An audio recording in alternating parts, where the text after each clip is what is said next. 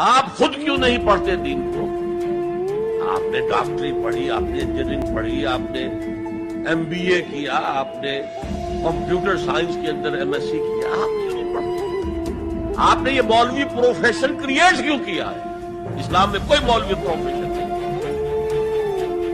ہر مسلمان کو اس قابل ہونا چاہیے کہ نماز پڑھائے، ہر مسلمان کو اس قابل ہونا چاہیے اپنی بیٹی کا نکاح خود پڑھائے، ہر مسلمان کو اس قابل ہونا چاہیے کہ اپنے باپ کا جنازہ خود پڑھائے۔ جو دعا اس کے دل کی گہرائی سے نکلے گی وہ کسی عالم دین کے دل سے نکل سکتی ہے۔ تو اصل میں ہم نے اختیار کیا دنیاوی تعلیم، جس میں پیسہ ہے، جس میں عزت ہے، جس میں گلیمر ہے، جس میں اونچے کیریئر ہے، اور ہم نے باقی کام چھوڑ دیا ہے علماء کے لیے، تو پھر ان پر تنقید کرتے ہیں۔ لہذا اپنے غریب آدمی